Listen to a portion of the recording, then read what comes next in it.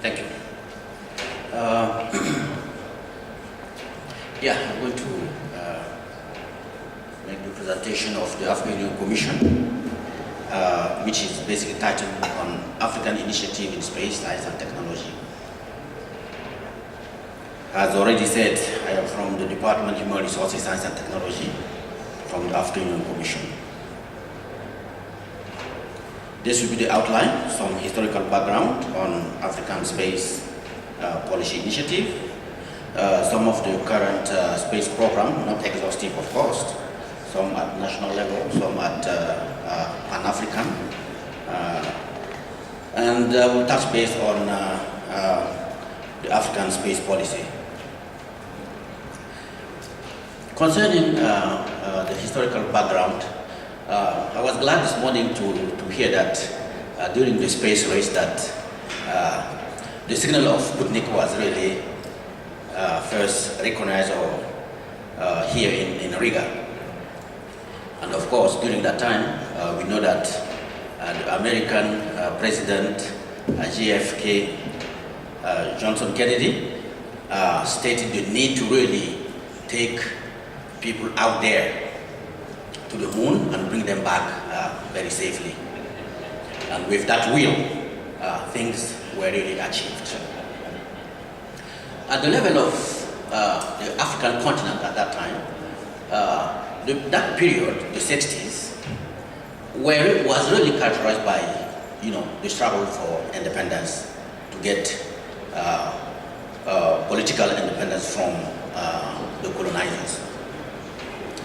And at that time, when Zambia got its independence in 1964, one of the Zambian scientists was really keen into really developing a space program for Zambia to show that political independence comes also with independence of mind and also independence of scientific research, etc. But of course, you need sometimes the political will to support some of these initiatives in science and technology. We also can note that the South African Astronomical Observatory was created back in 1820, which is quite a long time. SESAT, which is a communication satellite from Seychelles, was launched in 1988, that's quite old. And the Regional African Satellite Communication Organization was launched back in the 1990s with the objective really to ensure that satellite telecommunication is really used for African development with a particular target for rural area in all African countries. In terms of cooperation, we can also note that back in 1977, at the initiative of UNECA, space-related cooperation really started within Africa. We also noted the holding of the first United Nations Regional Conference on Space Technology for Sustainable Development, which took place in 1993 in Dakar, and the African Leadership Conference, which is one of those organizations which is really pushing for science and technology to really take root in Africa, has had its first meeting in 2005. And then I mentioned here about the GMS and Africa initiative, which I will come back to later on. It should also be noted that concerning the African initiative on space applications, the underlying principle or objective is really to develop dedicated intelligent space-based services with Earth observation data and products. So how do we ensure that we have those services that can contribute to the socio-economic development of Africa? That was basically the principle or the main objective driving these different initiatives. Some of the challenges include, of course, how to ensure that those space applications are user-pulled and not only technology-driven. So how do we ensure that we have the right technology to really address the challenges that Africa is facing? And this morning, one of the presentation, it was well summarized. But these are some of the areas where the challenges facing Africa can be really found in remote sensing or evaluation, disaster management, climate change, broadcasting, telemedicine, e-learning, e-commerce, telecommunication, AFREF, which is of course related to global navigation satellite system, agriculture, environment monitoring, etc., etc. In terms of meteorological experiences, there are quite a bit, and usually they are driven by WMO. And Africa, of course, is globally one of the 6 regional associations, and Africa is, of course, represented. I mean, the African states are represented. And one of the ministerial conference that really follow these activities driven by WMO is the African Ministerial Conference on Meteorology.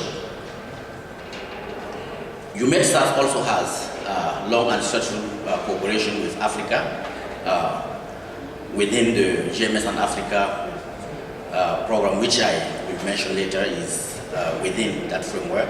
Projects such as PUMA, MSD, MESA have been really implemented, program that really took place in Africa within this framework of collaboration, which is of course under the overall umbrella of our cooperation with the European Union. Of course, meteorology is to predict, which is a very good thing. Once you are able to predict, then you can be in a better situation to really address some of the challenges. When I was reminded by Nigeria that when Katrina happened in the US, the Nigerian satellite happened to be at the right time, at that time at the right place. So they were able to really, through cooperation, really provide some of the useful image to the Americans so that they can further exploit to address the disaster on hand. In terms of navigation, and there are a lot of things that have been said here, what I want to mention is the fact that, again, through our collaboration with the European Union, for EGNOS, Galileo, there are some level of activity that are ongoing, and I know very well that within the ongoing cooperation between Africa and EU, some of these elements, particularly Galileo, are really poised to become elements for cooperation at sub-regional level between some of the sub-region, has a pilot approach into really seeing how this technology can really take ground and facilitate navigation with the participation of ASEAN, for instance. At this point, I would like to bring some information on GMS and Africa.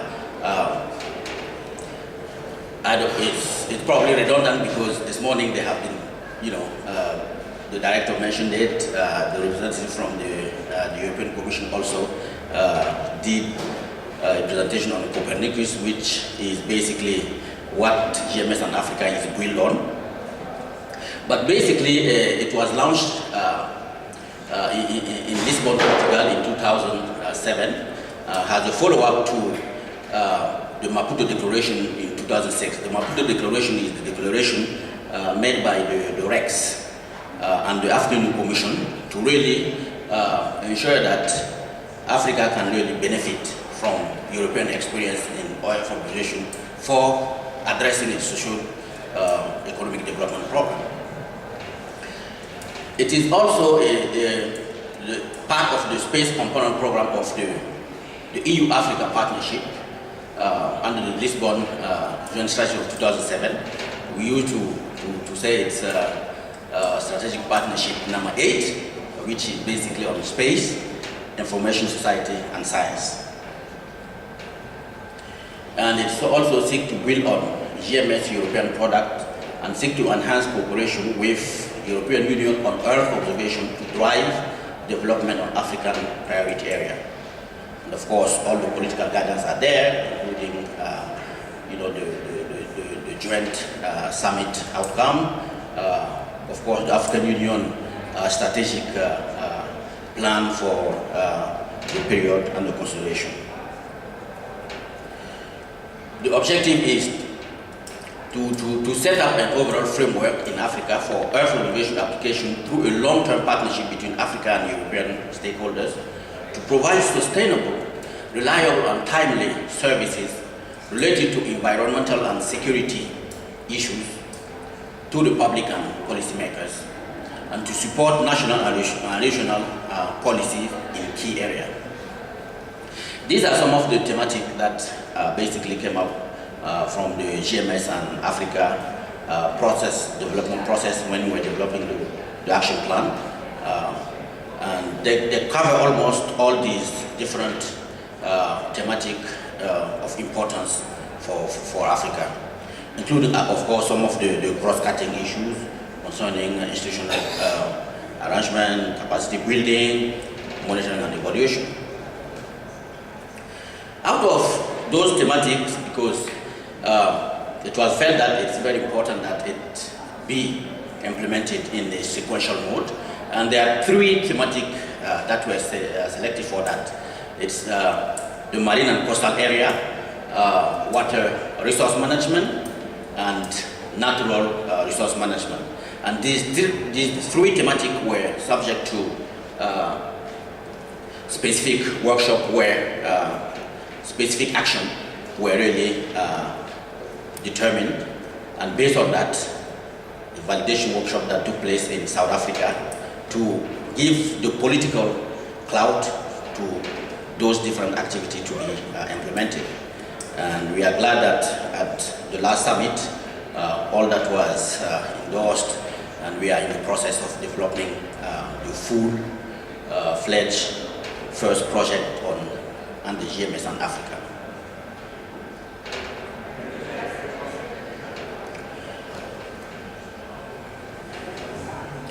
African space infrastructure, I mean, it's far more than that. I just shortened it to ensure that I don't overshoot, but it just gives you an idea of some of the different space infrastructure that is available in terms of satellite. And we have 5 African countries, at least. We have Nigeria, we have South Africa, we have Egypt, we have Algeria, which really own and operate satellite. They are also advanced in terms of national space policy and institutions such as agency, etc., to implement these policies. But basically, as far as we are concerned, the African space infrastructures, the objective will be really to build a block for strong cooperation on space infrastructure in Africa. That includes the physical infrastructure, the data infrastructure to ensure that whatever data we have, information is easily shared, and of course promoting satellite and rocket launching capability in Africa. Operational imaging system, direct ground receiving station, data archiving and processing facilities, swift and efficient communication infrastructure is very important, because ICT is probably one of the key elements that can really determine also to what extent you can use all these available and huge amount of data that is there. So there is need really for a unified Pan-African space organization able to promote long-term and sustainable partnership in ensuring coordination and synergy. So for really an overall space to thrive in Africa, it's very important that we arrive at such a structure. Education and training, I won't dwell too much on that, except to probably mention the fact that the Pan-African University, with the node on space science, so the Space Science Institute, which will be based in Southern Africa, probably South Africa, which was already mentioned by the director. In terms of scientific research and development, the idea is to ensure that in line with the vision of the AU, that we are in a situation to really develop and also contribute to technology transfer in joint research initiative in the area of space, because basically space is the area, science in general is an area where cooperation is very important, partnership is key, and Africa should really be a player also in that area, and that is in line with our vision for an Africa which is strong and also contributing into the global arena. Of course, some of the issues and challenges are to how do we provide the enabling environment to build complementary and synergy combination of public and private sector research, for instance. Of course, the Pan-African University on Space Science is probably one of the elements that once fully established will contribute to research, not only in education but also in research. The SKA in Southern Africa, which is an international project on a huge one, on astronomy, of course, and also contribute in cooperation. And then there are also other observatory, like for example the one in Ethiopia, which I hope will probably be able to get his contribution. And in terms of cooperation in space, there are several avenues for that. But clearly, there is a political requirement to promote cooperation and synergy among domestic programs, and also the subsidiarity between this domestic program and the Pan-African program. It's very important. And we see that at the level of the Commission. That's what the member states are basically clearly telling us. This morning the director was saying that our department is in charge of coordinating at the level of the Commission some of the activity related to space, because our member states really require that such coordination take place. And of course, the spacefaring country, including those that already have space agencies, like for example South Africa, which is represented here, Nigeria, Egypt, Algeria, etc., also can really be a very good player in cooperation in space, because they already have a wealth of experience that can be tapped on for not only the Pan-African program, but also for those countries which feel like they should be engaging in such initiative. I would like to finalize my presentation by the draft African space policy. The draft African space policy was already mentioned this morning by the director. It came out of the desire of the Minister of Science and Technology, which is the ministerial conference that really provides the political directive to our department, or to the science and technology aspect. So they felt like there is need to arrive at a situation where we have a policy, an African policy in science and technology, on space. Why? Because there are so many activities that are taking place in space, either at the level of the individual countries or at regional, sub-regional level, meaning many countries putting together at the level even of the Commission. So they felt that there was a need to really ensure that there is coordination among all these different initiatives. And the better way to coordinate that would be to arrive at a situation where you have a policy that really provides the vision and the directive to really arrive at such synergy among these different initiatives. So what they did is they put in place a working group that we call the Space Working Group, which is shared by South Africa, and it has 10 countries, 2 from each of the 5 regions of Africa. And what I'm going to present to you here is the outcome of the work of that Space Working Group. So the policy has drafted, is structured in an introduction, policy goal, policy objective, policy principle, proposed next step, and in terms of introduction, basically the policy, the document really make an emphasis on the growth potential that space can bring to the region. Some of the benefits of space science and technology, although we don't have much cases and examples from Africa to show the benefit, the document use some of the benefit from some of the developed region to really buttress that view. And of course there is the high capital cost of space activities, but we are reminded that it's not always true that it's high capital intensive. And this morning I was visiting the stand, and there were some of the students were showing the CubeSat that were developed, and they said, well, we did it here, from scratch. So showing that we should not be thinking that it's always cost intensive, but rather try to really innovate and see how to move it forward. The policy goals, which are here, to use space science and technology to derive optimal socio-economic benefit that improves the quality of lives and create wealth, to develop and maintain indigenous infrastructure and capability that services an African market. Very important. So, what are the objectives? How do we address the user need? Accessing the space services, very important. There are already some that are there. You need to ensure what are there, how do you ensure that they are available and make sure that they are accessible to the users. Developing the regional market,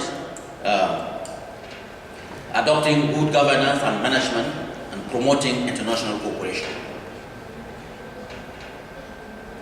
Addressing user need, the document really use this as a way to really improve the economy and quality of life. Because once users are able to really access these different technology, whatever these different services, they are in the situation where they can act positively on the economy, which we hope will trickle down to really improve the quality of life of them and also those probably who are in the rural area. Address the essential need of the African market, development of African capacity, commit funds for optimization and improvement, capacity building, and maintain the efficiency and sustainability. Accessing space services, the need of ensuring that the private sector is taken into consideration, and they always reminded us that they have to be in the picture. Regarding the development of the regional market, very important, people-centered,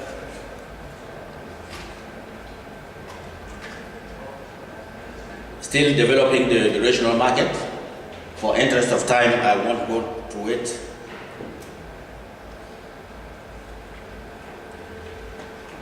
Adopting good governance and management in terms of policy principle.